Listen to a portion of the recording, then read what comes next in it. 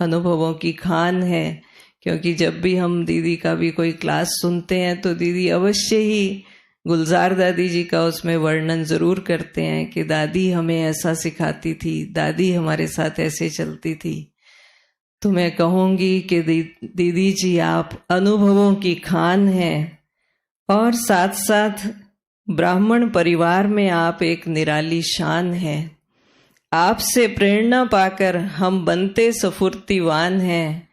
आपने ही सब में फूके उमंग उत्साह के प्राण हैं। ऐसी हमारी दीदी जी का हम सब मिल करके करते आभार और सम्मान है, आभार और सम्मान है। कभी सोचा नहीं था, संकल्प में भी नहीं था, दूर दूर तक हम नहीं सोच सकते थे कि ऐसा दिन भी आएगा जब दादी नहीं होगी।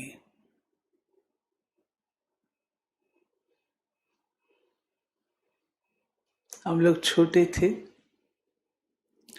मम्मा जब अव्यक्त हुई तो यज्ञ को बहुत बड़ा झटका लगा। बहुतों के निश्चय हिल गए कि ऐसा भी तो बाबा ने कहा नहीं था। बाबा ने कहा था शक्तियों का पाठ अंत तक चलेगा, और मम्मा चली गई तो कई चले गए, और हम लोगों ने भी नहीं सोचा था। हम लोग समझते थे अंत तक मम्मा बाबा हम रहेंगे, हमने कभी शरीर छोड़ना है ये ख्याल में ही नहीं था कि हमने शरीर भी छोड़ना है। हमारा मम्मा बाबा के साथ अंत तक, विनाश के अंत तक पाठ चलना है। ड्रामा ड्रामा है, और ड्रामा से लड़ाई नहीं की जा सकती है। मनुष्य आत्माओं से मतभेद में आ सकते हैं, ड्रामा से हम तो मतभेद में भी नहीं आ सकते। ड्रामा के आगे बाबा भी कहते हैं मैं भी ड्रामा में बंधा हुआ हूं। सर्वशक्तिमान भी जब ड्रामा को महत्व देता है तो हमको वो सब चीजें स्वीकार करनी होती हैं जो कभी हमारे मन और चित्त में नहीं थी, कभी नहीं थी। परंतु बाबा ने नई दुनिया की स्थापना भी तो करनी है, नई सतयुगी सृष्टि। उसके लिए आत्माएं भी ऐसी पावरफुल चाहिए, क्योंकि सब चीज नई है, सब चीज नई है। प्रकृति भी नई है, आत्माएं भी नई है, विधि विधान नए हैं, सब कुछ नया है। ऐसे नए विधि विधान को शुरू करना बहुत शक्तिशाली अवस्था वाली चाहिए। दादी एक ऐसी आत्मा है जिन्होंने बचपन से 7 वर्ष 8 वर्ष की आयु से लेकर पूर्ण जीवन अपना, पूर्ण आयु 90 के करीब थे दादी, संपन्न की। आप सोचो, तो दादी ने अपने जीवन के इस ब्राह्मण लाइफ के हर कदम को दादी ने अनुभव किया है, बच्चे के रूप से, स्टूडेंट के रूप से, सेवाधारी के रूप से, टीचर के रूप से, ट्रांस मैसेंजर के रूप से, जोन इंचार्ज के रूप से, और आगे चलें तो चीफ के रूप से, संस्था की चीफ के रूप से, बाप दादा के रथ के रूप से। कोई नुक्ता ऐसा नहीं जो दादी ने पार्ट प्ले ना किया हो।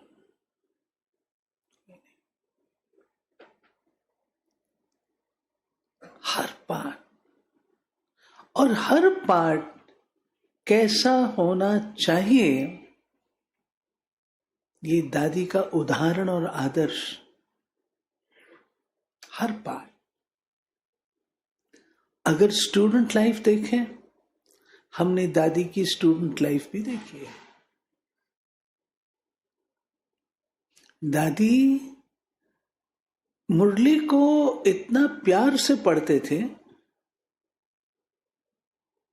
इतना अच्छी तरह पढ़ते थे, जैसे किसी चीज को कोई अच्छी तरह चबा चबा करके स्वीकार करता, उसका जूस लेता है, स्वीकार करता है। ऐसे दादी बाबा के एक एक महावाक्य को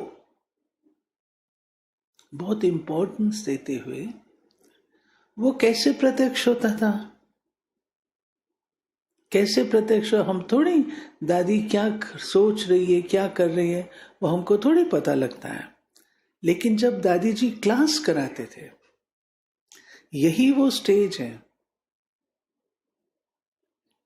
यही वो स्टेज जिस पर दादी धरती पर बैठकर क्लास कराते थे, मुरली सुनाते थे, और हम ऐसे सामने बैठते थे, ऐसे को।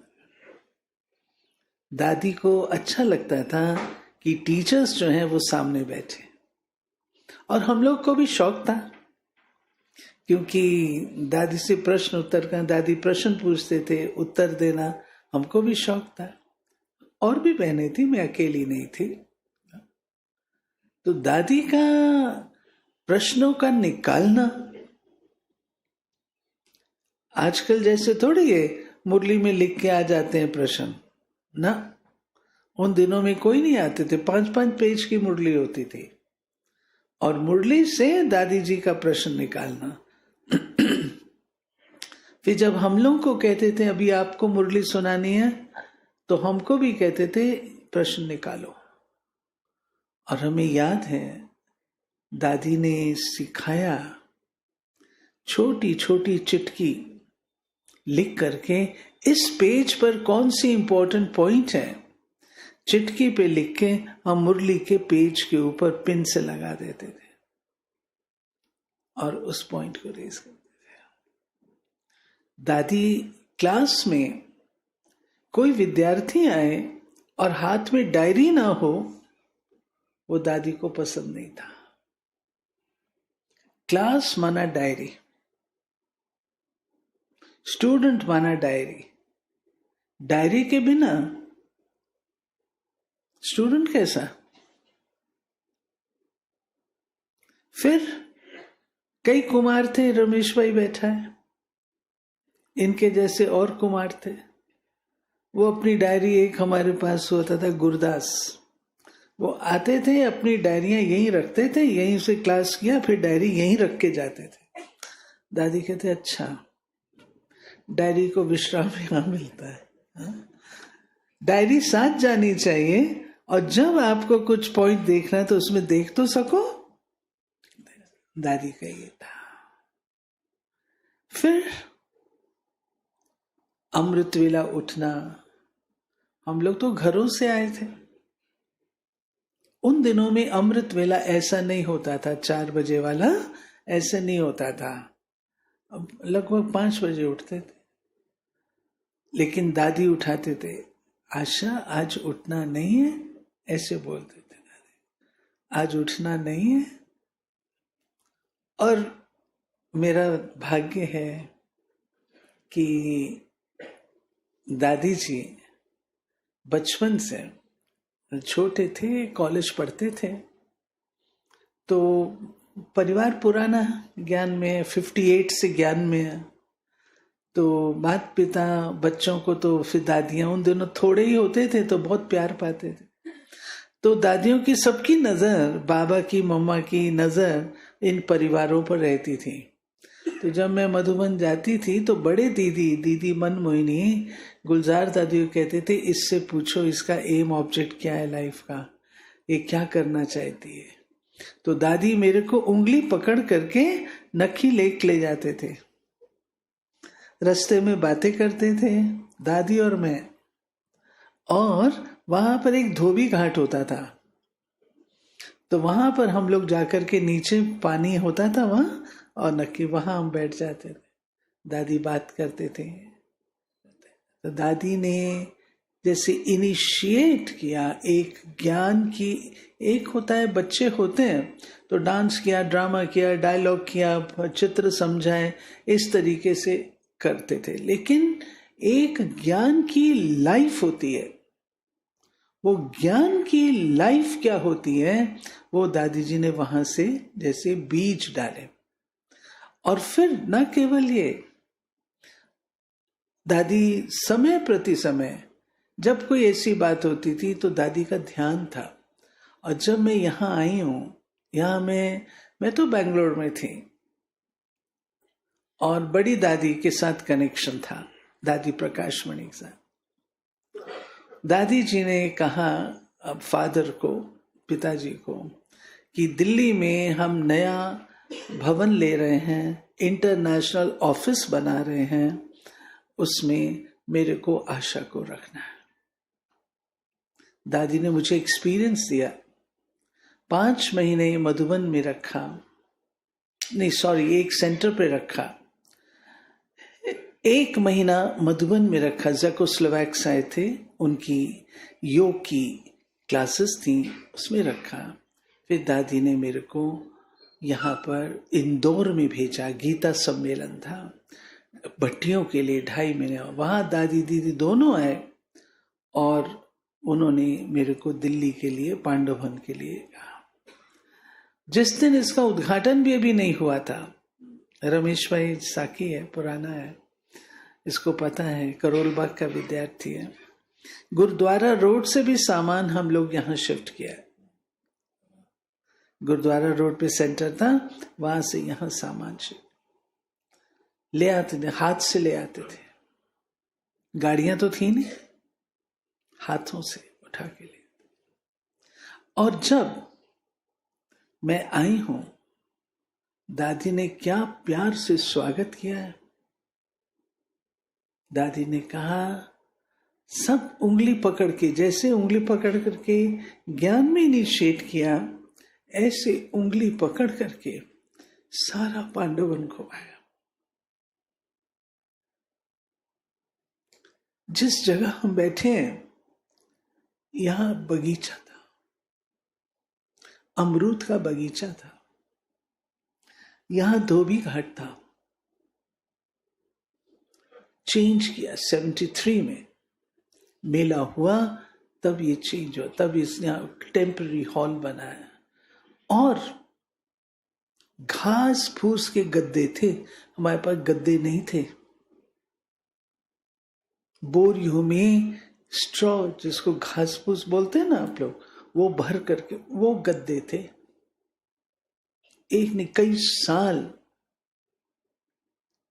जिस पर विदेशी भी सोते थे।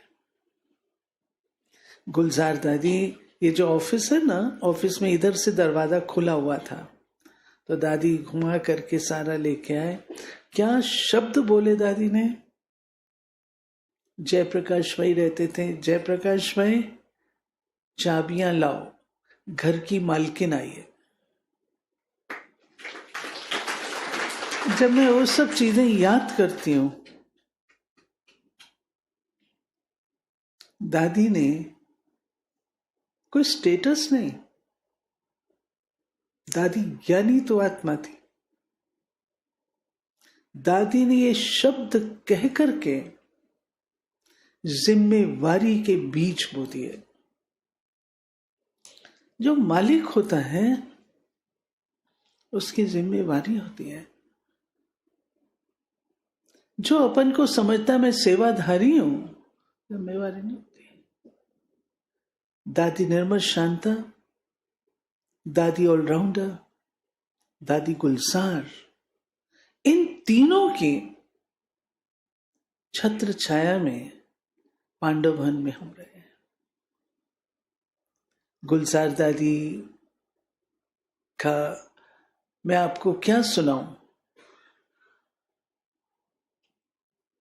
3 वरदान आपने सुने होंगे जो इस बार मैंने सुनाए थे। सुने? नहीं सुने? हाथ हिलाओ अगर सुने हैं। ओके, ये तो आप लोगों को जरूर पता होने चाहिए।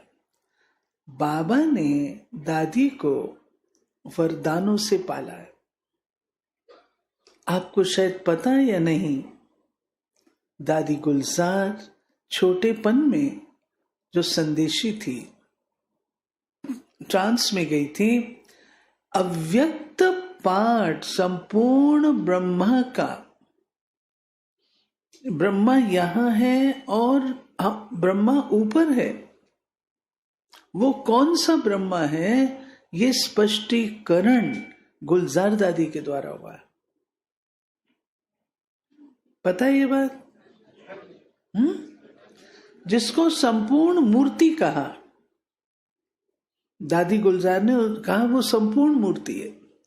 बाबा ने गुलजार दादी को अपने साथ रखा, अपने पास पाला।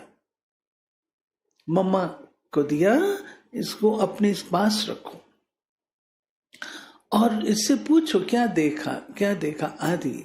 तो गुलजार दादी की बुद्धि अति शुद्ध, अति पवित्र होने के कारण कैचिंग पावर अच्छी थी। कोई दृश्य होता है, कोई व्यक्ति देखता है, हर एक उसका वर्णन अपनी रीति से करता है। तो दादी जो दृश्य देखती थी, दादी की कैचिंग पावर इतनी शार्प थी, जो दादी बहु दृश्य खींच देती थी। ये जो चित्रों का बनना है दादी जी के द्वारा है। कल्प वृक्ष का चित्र जो इतना प्रसिद्ध, आदि में दादी जी के द्वारा है। दादी देख के आते थे, आर्टिस्ट को बताते थे, आर्टिस्ट बनाता था। तो बाबा एक बार पत्र लिख रहे थे और गुलजार दादी बैठे थे। बाबा ने कहा, बच्ची एक दिन आएगा जो जैसे बाबा के पत्रों की इंतजार करते हैं, तुम्हारे लिखे हुए पत्रों की इंतजार करेंगे। तो क्योंकि दादी संदेशी थे, तो दादी जो संदेश लेकर के आते थे, दादी उसको हूबहू अक्षर ब अक्षर लिखती थी। और जिस समय दादी लिखती थी, उस समय दादी टोटली इन्वॉल्व होती थी, फोकस्ड, एकाग्र। कौन आ रहा है, कौन जा रहा है, दादी को कुछ मतलब नहीं। इतना गहराई से बाबा की कोई बात मिस ना हो, दादी संदेश को लिपिबद्ध करते थे। मैं तो साथ में रहती थी, दादी ने मुझे अपने साथ रखा। अपने कमरे में 16 साल दादी के साथ में रही कमरे में। वो दादी जिसको बाबा ने ये वरदान दिया कि एक दिन तुम्हारे पत्र की भी इंतजार होगी, वो मैंने देखा है। वो संदेश, उन दिनों में हमारे पास कोई टेलीप्रिंटर नहीं थे, ईमेल नहीं थे, कुछ नहीं था। वो पत्र होते थे। वो पत्र मधुबन जाते थे, मधुबन से दादियां कहां भेजती थी, फिर मुरली में छप करके संदेश आता था। दूसरा वरदान दादी जी के नैनों के द्वारा। बाबा ने कहा, इस बच्ची के नैन बहुत सेवा करेंगे। और हम जानते हैं कि दादी जी के जो नैन थे, नैनों के द्वारा हमने शिव बाबा को देखा। ठीक मानते हो ना? मानते हो ना? आज भी बाप दादा की पधरामणि होती है और हम दृष्टि लेते हैं, हम वो अनुभव आज भी करते हैं। ये बाबा ने दादी के नैनों को वरदान दिया था। तीसरा वरदान, एक बार दादी करा रहे थे, किसी को समझा रहे थे, तो समझाते हुए वहां से मम्मा निकली कमरे के पास से। तो मम्मा ने पूछा, दादी को नहीं, कोई और, मम्मा ने पूछा, ये कौन है जिसका आवाज इतना मीठा है? इतना मीठा आवाज किसका है? तो उन्होंने कहा, मम्मा ये गुलजार है। गुलजार समझा रहे। मम्मा ने वरदान दिया कि इसकी आवाज से बहुत सेवा होगी। और आज हम जानते हैं बाबा की मुरली दादी जी के आवाज से हम सुनते हैं। ये 3 वरदान दादी जी को मिले थे और दादी जी की इस वाणी ने, मधुरता ने बहुत सेवा की है। 1-2 बातें मैं बताती हूं। बाबा, ब्रह्मा बाबा, आज बाबा ने कहा लायक ब्राह्मण बच्चे, कल बाबा ने कहा था अच्छे स्टूडेंट। तो बाबा को बहुत अच्छा लगता था कि बच्चे कॉन्फ्रेंस करते हैं, कैसे करते हैं, सेमिनार कैसे करते हैं, क्या करते हैं। तो बाबा आए हुए थे डॉक्टर माथुर की कोठी में। डॉक्टर माथुर पता कौन है? नहीं? चलो सुनो। Doctor LS Mathur, director general meteorological observatory government of India, DG थे। और साइंटिस्ट बच्चा, बाबा का पहला साइंटिस्ट बच्चा, जिसको मम्मा ने कोर्स कराया। और उसके संदेश वाहक हमारी सुंदरी बहन मालवीय नगर, वो संदेश देने गई थी उसको। उन्होंने पूछा, डॉक्टर माथुर ने, आपकी मातेश्वरी जी मेरे को भगवान के बारे में बताएंगी? सुंदरी बहन ने नशे से कहा, हाँ बताएंगी। डॉक्टर माथुर आए मम्मा से मिलने, तो मम्मा से सीधा प्रश्न पूछा, भगवान क्या है? भगवान कौन है?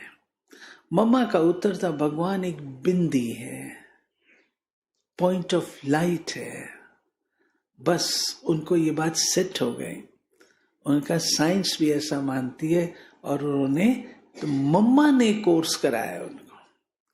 वो वारिस बच्चे, वो डॉक्टर LS माथुर की कोठी में जो थे, उनकी आज जो बिल्डिंग है डिफेंस कॉलोनी में है, और हमारा डिफेंस कॉलोनी का सेंटर उनके ही घर में आज भी चल रहा है।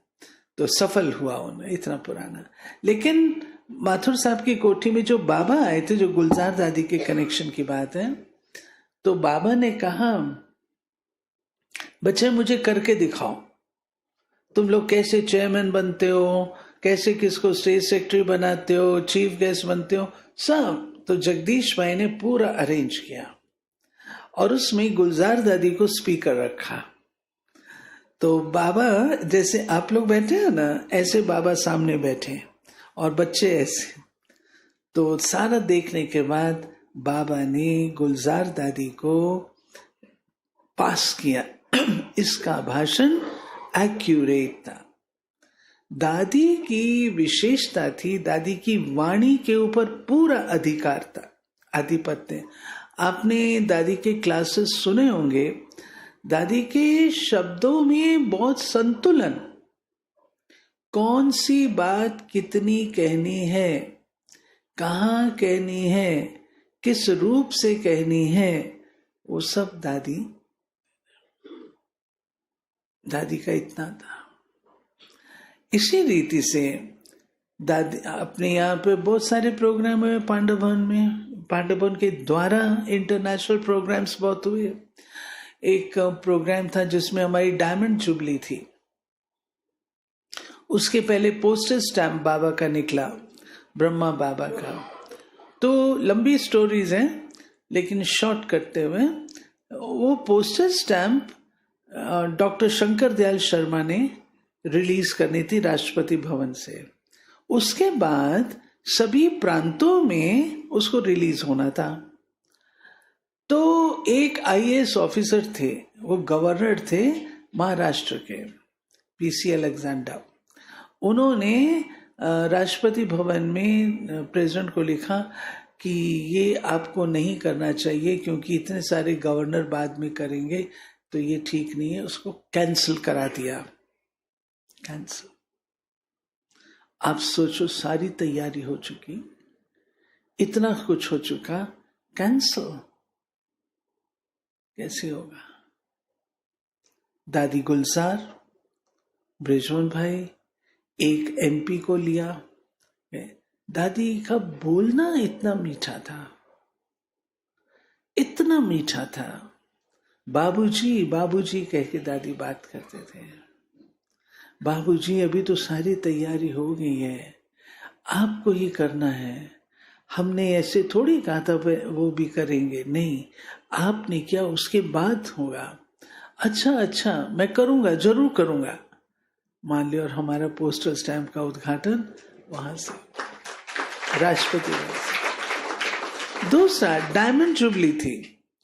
डायमंड जुबली थी इंदिरा गांधी स्टेडियम में, सब तैयारी, विदेशी आ गए, दादियां आ गई, सब कुछ हो गया।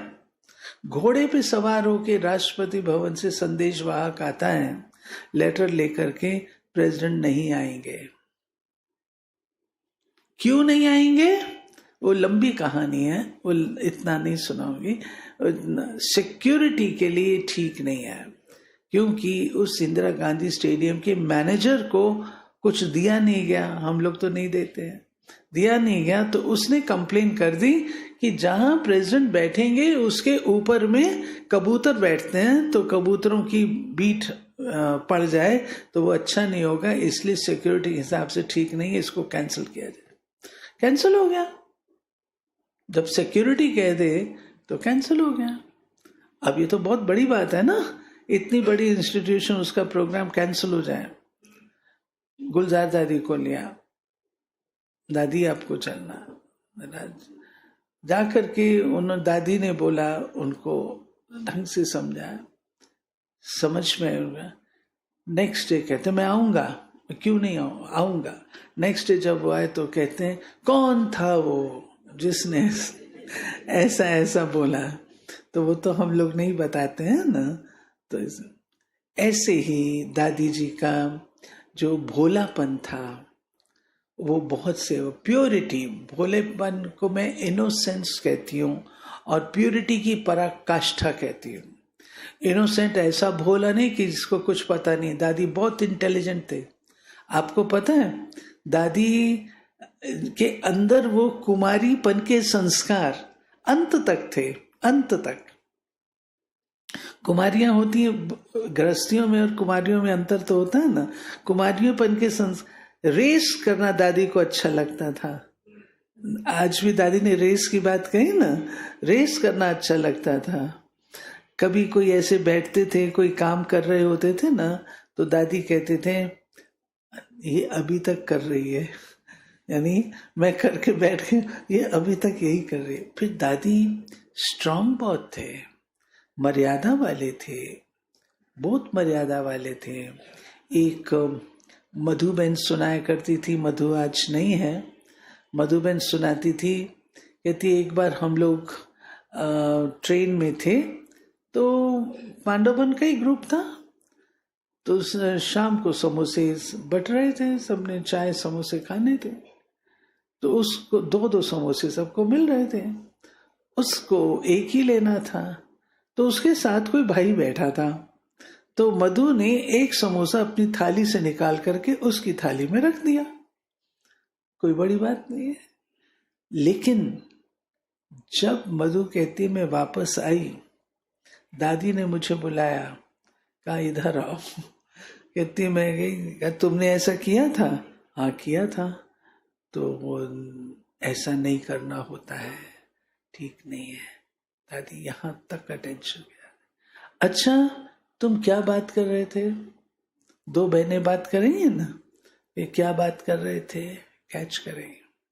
दादी चक्कर लगाते थे, तीन क्या बात कर रहे थे।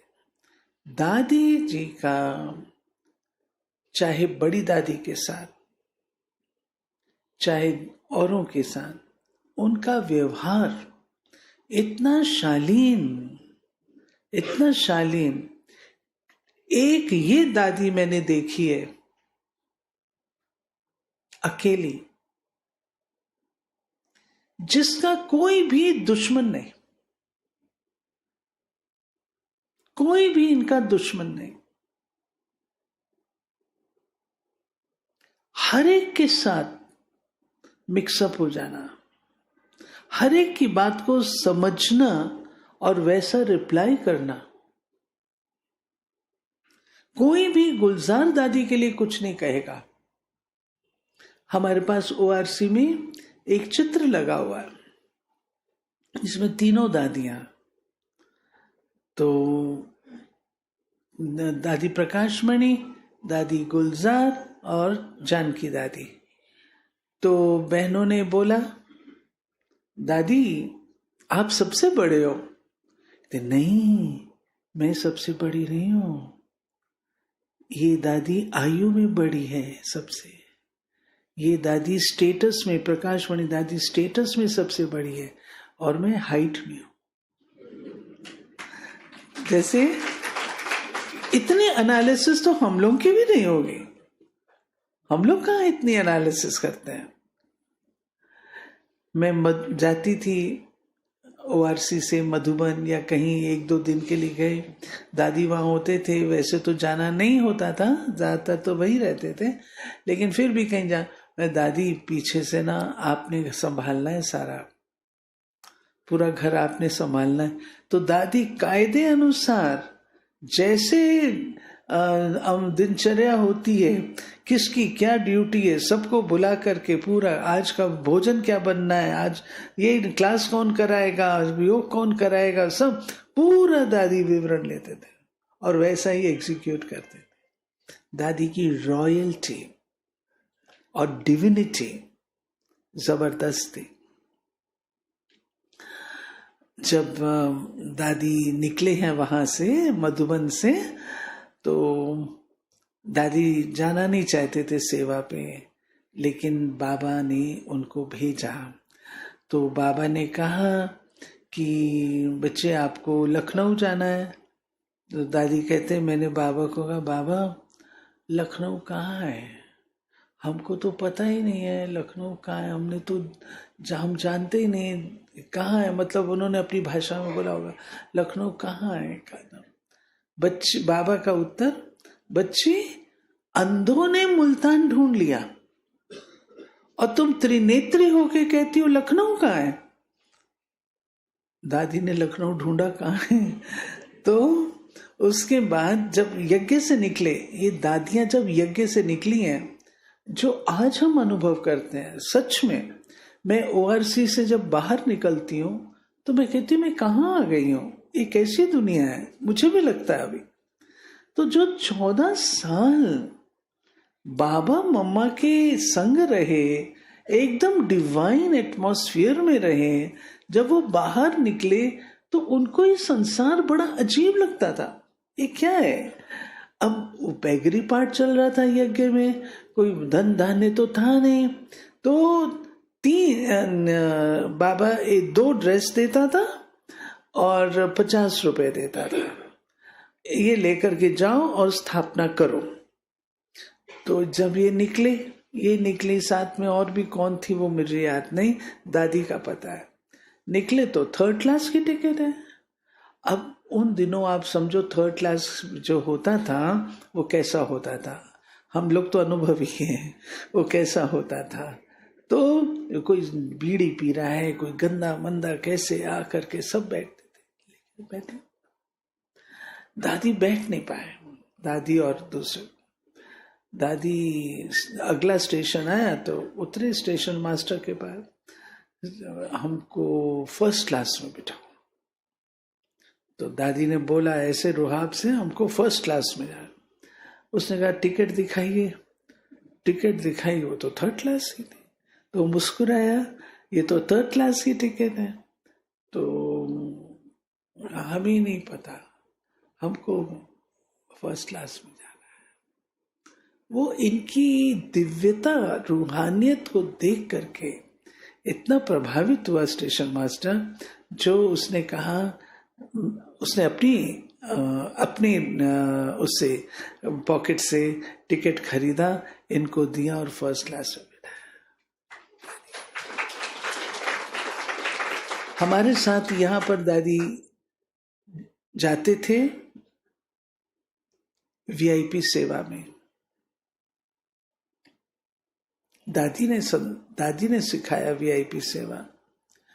तो वीआईपी सेवा में दादी जाते थे, भाई सब स्कूटर पर होते थे और दादी और मैं ऑटो में होते थे, ऑटो रिक्शा। ऑटो रिक्शा जो नई दिल्ली एरिया था ना, उन दिनों उस क्षेत्र में ऑटो नहीं होता था, ऑटो जाता ही नहीं था, और ऐसे कॉमन रीच से ऑटो रिक्शा नहीं होते थे। तो भाई दादी पैदल पैदल चलते थे। कितना लंबी सड़क होती थी। सेक्रेटेरिएट से भाई साहब स्कूटर लेके आते थे, ऑटो रिक्शा, तब हम लोग जाते थे। और दादी जब वीआईपी से मिलते थे, पहले उनको योग कराते थे। पहले योग मुझे जीएस ढिल्लन जी का याद है, जो अपने पार्लियामेंट स्पीकर होते थे, सरदार जी थे। दादी पहले उनको योग करवाती थी, उसके बाद कुछ। और भी जो यहाँ पर आते रहे हैं, वीआईपीज आते थे, दादी उनको कहती थी योग क्या है?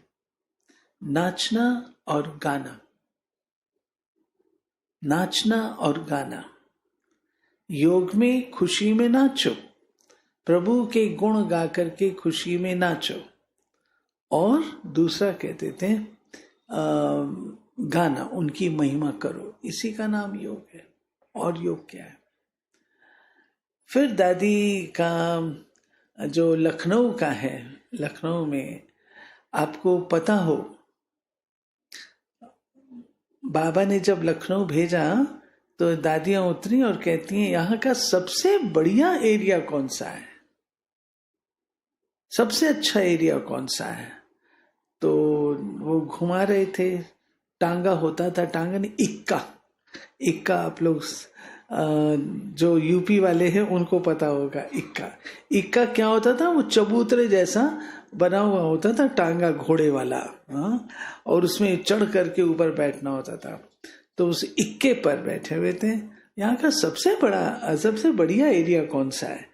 तो दिखाया, उसने कहा ये है जो एमएलए क्वार्टर्स जहाँ पर होते हैं ना, तो रॉयल एरिया, असेंबली एरिया अच्छा है। तो वहाँ पर दादी ने कहा सेंटर हमको यहीं पे खोलना है। पहले तो धर्मशाला थी, धर्मशाला में अच्छा नहीं लगा, तो धर्मशाला में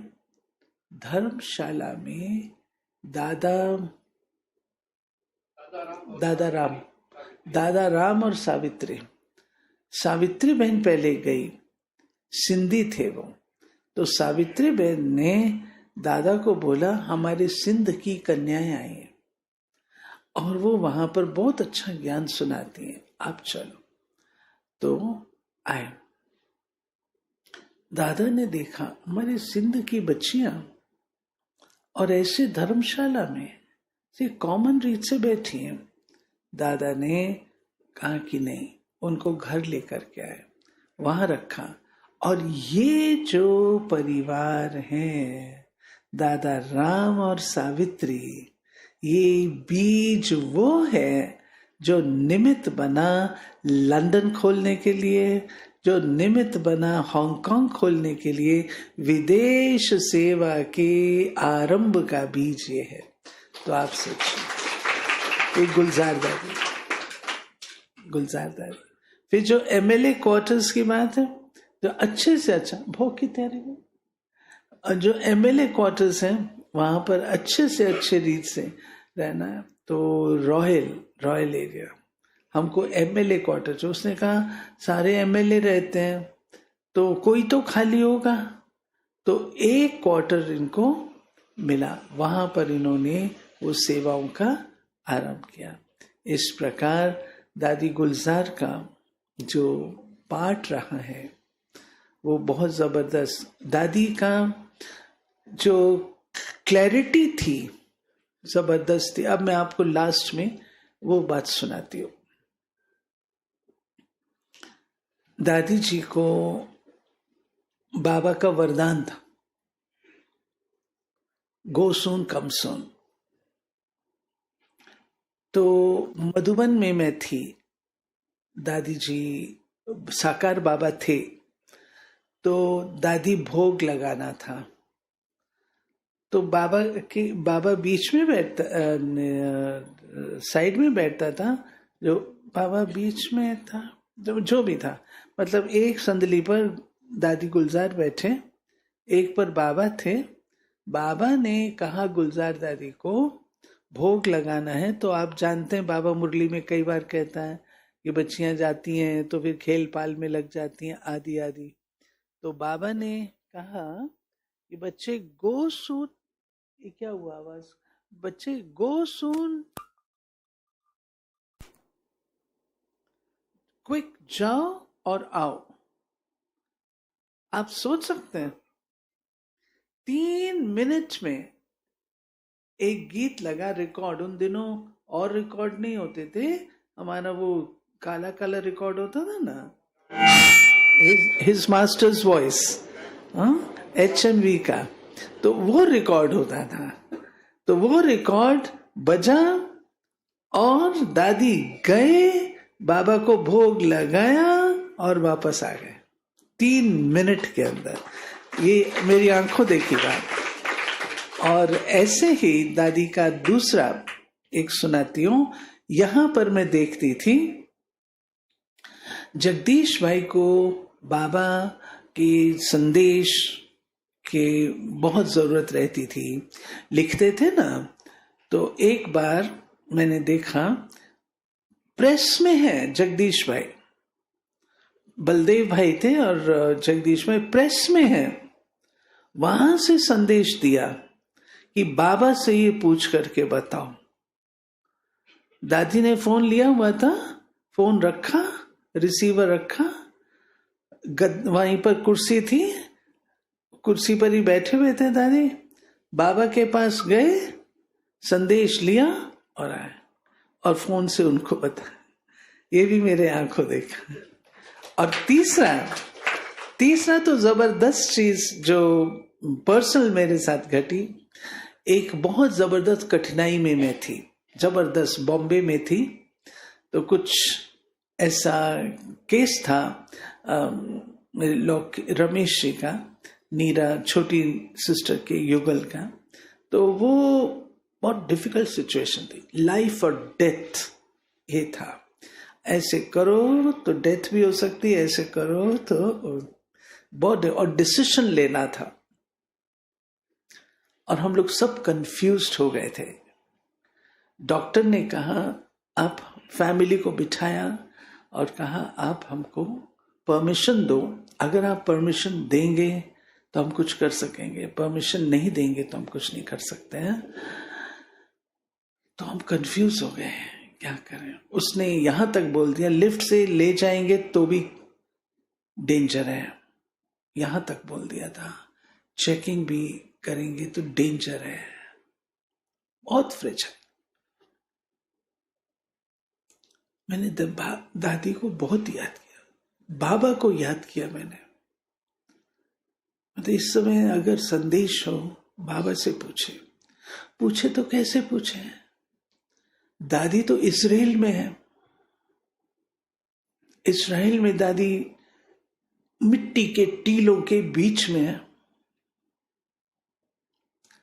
जहां कम्युनिकेशन भी नहीं हो सकता है।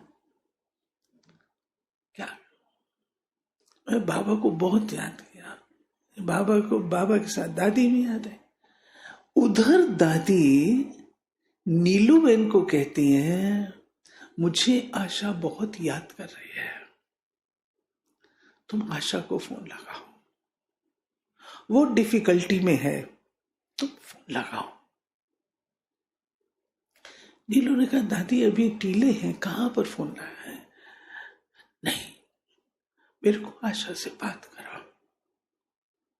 दादी ने गाड़ी रुकवाई, कुदरती फोन वहां से मिलाया, और यहां हमारी मीटिंग पूरी हुई, हम निकल ही रहे थे आईसीयू से बाहर। मेरे को आईसीयू वाली कहती है, आपका फोन है। मैंने सोचा दादी जानकी का फोन होगा, तो लिया, तो दादी गुलजार मैंने बात की, दादी का क्या हो, सारी बात बताई। दादी ने कहा ठीक है, मैं पूछ के बताता, एक दिन रुक सकते हैं, थोड़ा टाइम। मैं दादी ऐसा ऐसा उन्होंने बोला है। दादी ने कहा उनको बोलो इतना टाइम रुके, थोड़ा टाइम रुक जाए। दादी बाबा से संदेश लाए और मुझे 1 घंटे के अंदर जवाब दिया। इसको क्या कहेंगे, क्या कहेंगे? बाबा हम बच्चों को कहता है, क्या बच्चे तुम्हें पुकार सुनाई नहीं देती? भक्तों की पुकार सुनाई। ये एक मिसाल, कैसे दादी को मेरी आवाज, मानसिक आवाज पहुंची, कितनी कैचिंग पावर, दादी की जबरदस्त वाइब्रेशंस कैच कर। इसलिए बाबा ने उनको अपना रथ चुना और उनके द्वारा सारा कार्य कराया। ऐसी दादी की पालना में हम सब हैं। वो दादी जो सदा दिल्ली को A1 चाहती थी और पांडववन में रहती थी, पांडववन को भी A1 चाहते थे। आज के दिन हम यही संकल्प करेंगे, पांडव भवन दिल्ली का वो उदाहरण, मिसाल बन जाए कि यहां सब चीज A1 हो सकता है, हो सकता है। चलो ऐसे शुभ संकल्पों से प्यारे बाबा को, दादी को भोग स्वीकार कराते हैं। ओम शांति।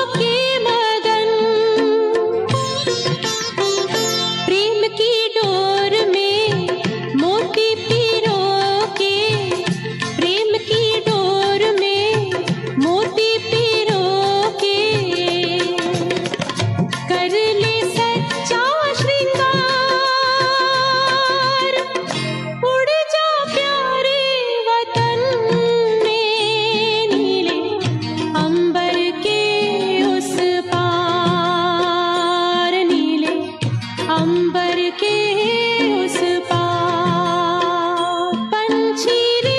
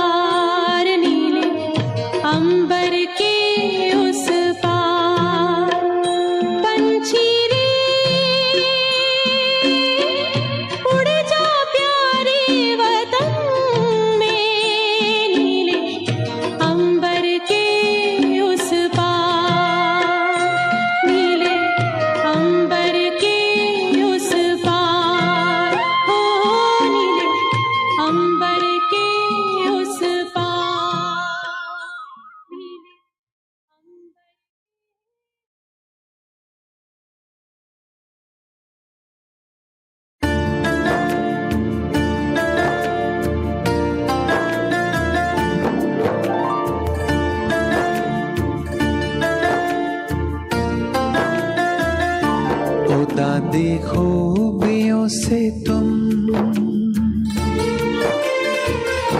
ओ दादी खूबियों से तुम बहुत ही याद आओगी।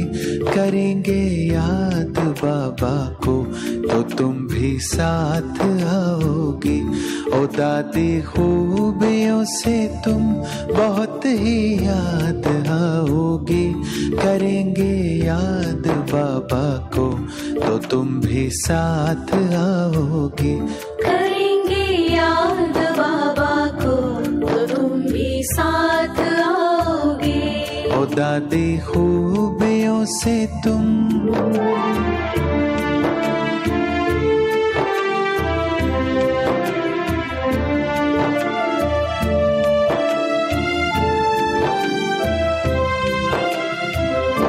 हमें गम है नहीं दादी, मिलन अब हो नहीं सकता।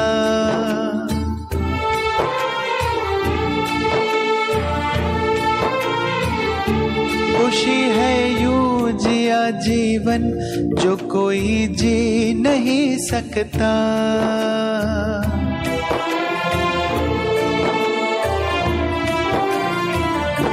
हमें गम है नहीं दादी, मिलन अब हो नहीं सकता। खुशी है यूं जिया जीवन जो कोई जी नहीं सकता। वो गाथा रत्नों की, वो गाथा रत्नों की सपनों में सुना होगी। करेंगे याद बाबा को तो तुम भी साथ आओगी। करेंगे याद बाबा को तो तुम भी साथ आओगे।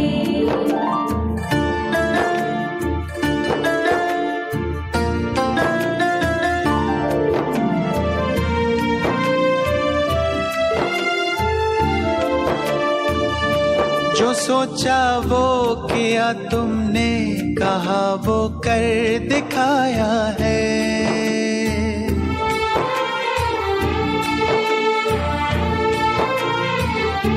नहीं देखा कहीं तुम सा कोई ना तुम सा पाया है।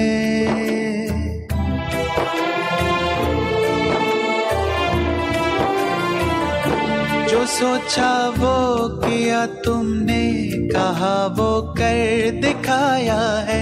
नहीं देखा कहीं तुम सा कोई ना तुम सा पाया है।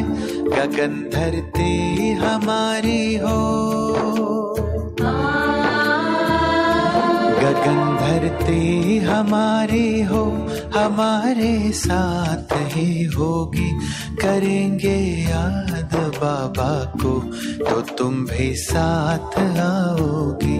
करेंगे याद बाबा को तो तुम भी साथ आओगे।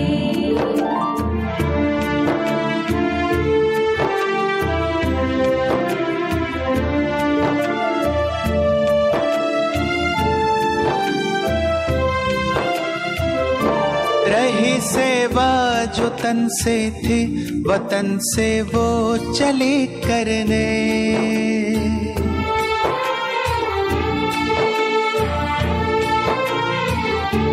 विश्व में शांति की शक्ति सभी में तुम चली भरने।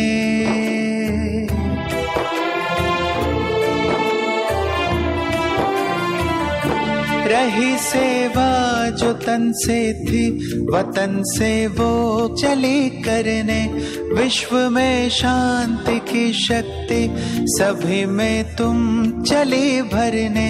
चले नक्शे कदम पर हम,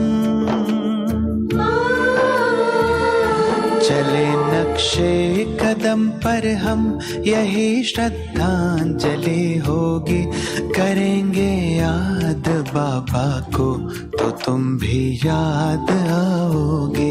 ओ दादी खूबियों से तुम बहुत ही याद आओगी। करेंगे याद बाबा को तो तुम भी साथ आओगी। करेंगे याद बाबा को तो तुम भी साथ आओगे। करेंगे याद बाबा को तो तुम भी साथ आओगी। करेंगे याद बाबा को तो तुम भी साथ आओगे।